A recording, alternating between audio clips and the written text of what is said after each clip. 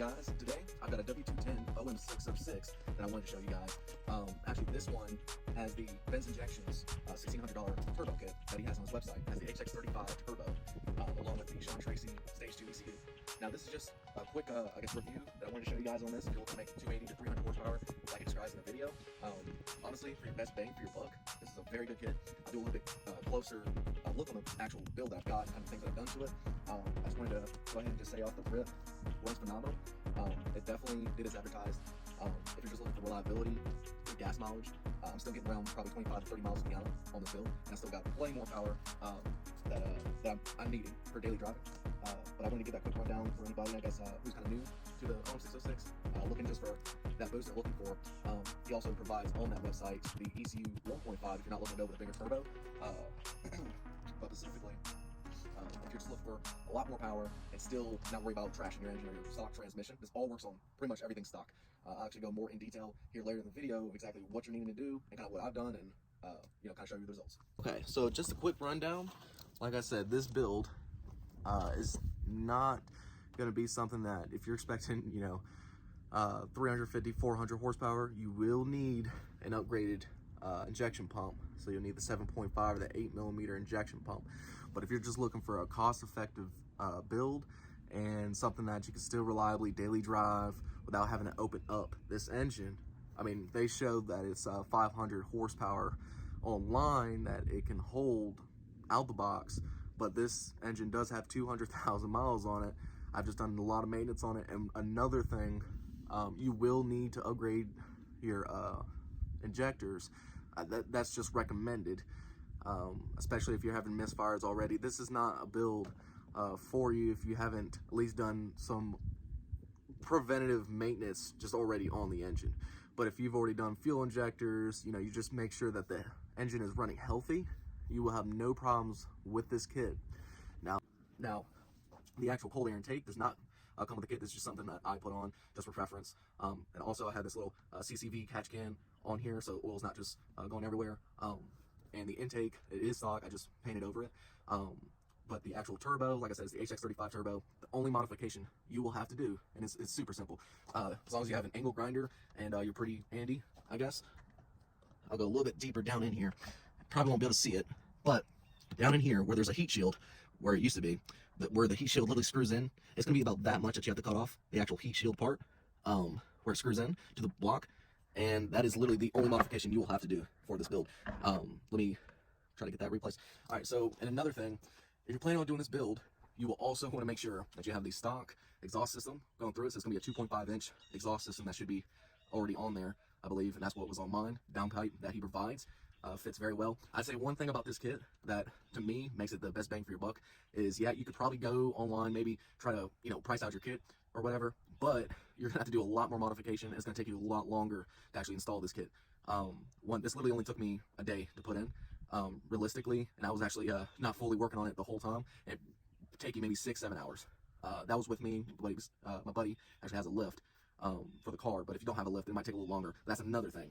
See, that's the beautiful part about this kit is you're not doing a whole lot of modification. It's just simple swap play. Like I said, the only actual modification you're doing is cutting off the part where the heat shield goes on, and it's super simple. And actually, at the very bottom, where the the oil drain plug for the actual turbo, I'm not sure exactly what it's called, but at the bottom it's like 2 screws. You take it off, and it's a little pipe on the stock one. You'll have to cut off just the tip of it, just so you can go ahead and put on the rubber hose line for the new turbo kit. But like I said, that's literally the only 2 things that you'll have to do for this kit. Super simple, and I'll go ahead and do a little video showing it running for you guys, and I might even do a video showing this boost gauge that I've got on. I'll go ahead and show you guys that. It's actually funny. I got my boost gauge. It's kind of hooked up all funky right now. I got it going through the hood, and then right here, little cheap Bosch one I bought from AutoZone, and I'm sticking it through the window. I've actually glued the fittings. The fittings actually fit on right, but there was air seeping through these little lines. Like I said, this is just a real budget build, but I'm pushing about 17 PSI in 5th gear, about 11 to 12 in lower gears, and that's just because of the transmission. And the transmission's fine. It's just, that's, I guess, how it's designed to be, but it still gets plenty of power, trust me on that. And I did modify the exhaust to a 3-inch straight pipe all the way down.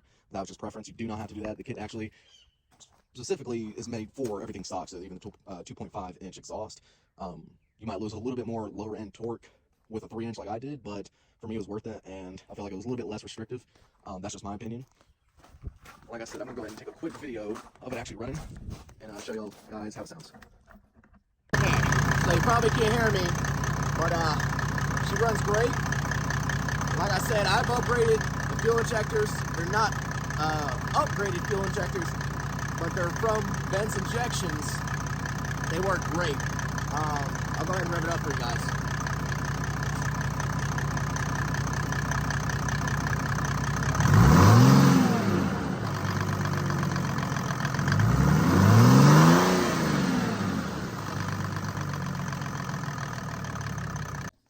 And like I said, this is just stuff that I've done myself. Leave your comments down, and maybe if I'm wrong about a couple things, just let me know. Another thing that I wanted to show you guys that I actually have done to this, and this is just my experience, it may not be for all, but if you have the stock EGR that's on this engine, if it's a bad EGR system, you will be rolling coal, and you will have a poor throttle response. That's either if it's, I believe, stuck closed or stuck open. I'm not entirely sure. But what I've done is a super easy kit right underneath here. Of course, the EGR goes down. I actually show what the EGR looks like and everything, the old one.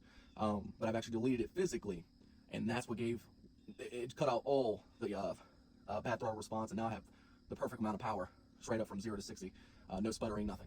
And that was from the EGR. So if you do experience that, that's exactly, more than likely, 90% sure what that will be. But yeah, I've deleted the EGR physically. And another thing, if you're possibly wondering about the actual transducers that are on this, you literally just have to plug them up. That's all you have to do. For mine, I took some caps from AutoZone. They're made for it, called vacuum caps for my EGR. I don't know if you can see it. I've actually put a little blue cap. This is the EGR transducer.